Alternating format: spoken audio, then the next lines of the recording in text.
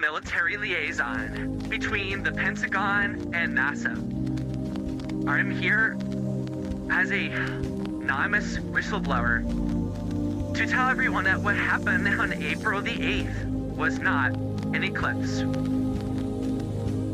What happened on April the 8th was called Project Pegasus.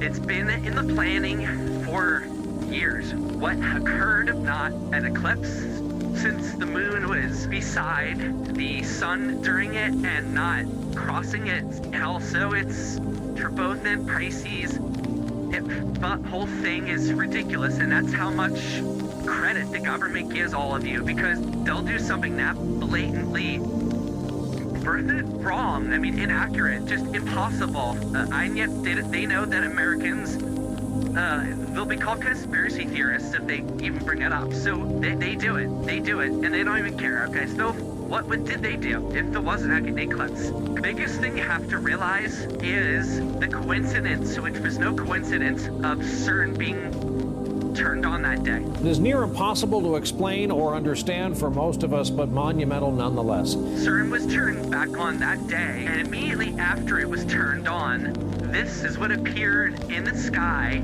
above CERN in Switzerland on the 8th. A literal portal was created above CERN, and this was actually predicted, which is one reason why it was filmed by many people who were in the know. But ever since they discovered the Higgs boson in 2012, the God particle, that's when all of this contact began to occur. Using a particle accelerator, believe they have found the subatomic particle known as the Higgs boson, otherwise known as the God particle. There you have it. Because this whole thing of Project Pegasus was about CERN. Through its experiments with the God particle and particle acceleration in general, they achieved quantum entanglement. Quantum entanglement is a phenomenon when, by working at the quantum level and getting to the true incredible energy of particles, once they combine or collide, there was something that occurred where the quantum entanglement manifested in a being emerging from another dimension, another alien being that emerged. Through that, this was a couple years ago, through that introduction, through that communication, three governments got involved in a negotiation that occurred in a very bizarre way, because it didn't actually happen in person. I'm not going to waste time explaining how the negotiations happened, but between Russia, China, and America, they dealt with this species, and this species offered a deal.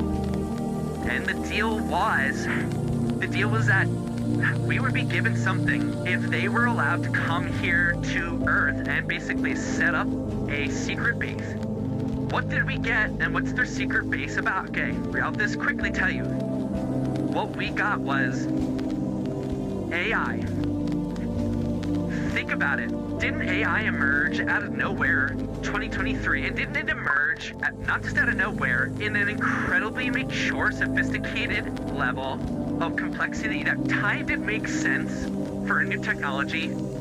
And even now, 1 year into it, a year and a half into it, whatever we're at, it's getting scary what it can do. I mean, it's indistinguishable from reality in some cases. Okay, so that's where we're at 2 years into AI, and that's because AI, like a lot of our technology, like the microchip and other things that we got from Roswell and the Greece, this is another technology from another higher level species. And let me just add this, for those who think that AI is about making funny pictures or interesting videos and stuff, sure, it can do that, and that is the consumer-facing end of this technology. But if you knew the intent of AI in terms of how it will impact your everyday life very soon, you might take a gun to your head and blow your brains out.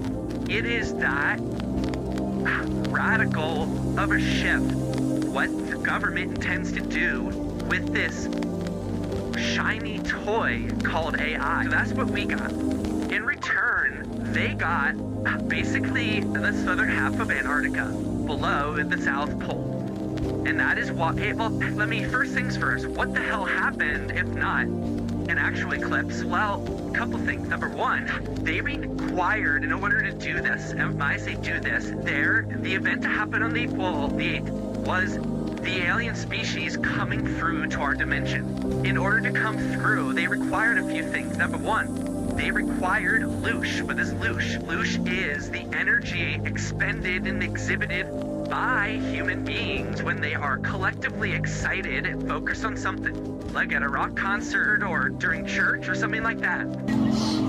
Oh, it's emotional. I can't explain why, but it is. We had tears, we had screams, we had fireworks.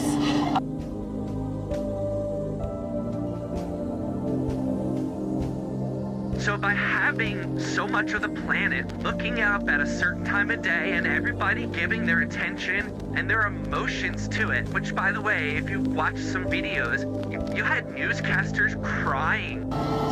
It just took my breath away, the whole thing.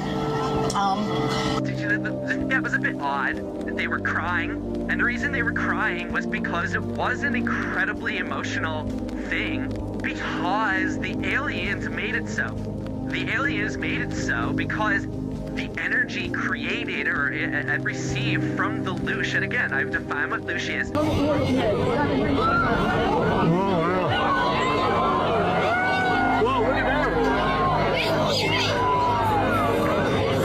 What's that all about?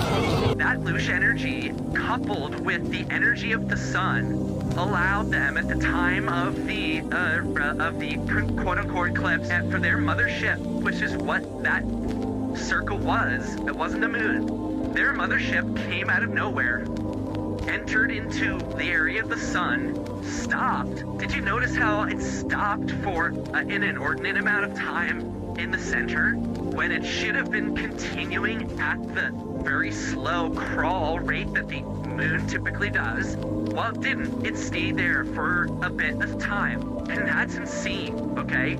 That's another blatant giveaway. And again, the government thinks that no one's going to notice, or if they notice, they'll be branded a conspiracy theorist, and they don't care. So they just allowed it to happen. This ship basically connected with the sun at that moment and got an incredible amount of physical energy required for them to enter through the dimension. Coming in from another dimension takes an incredible amount of energy.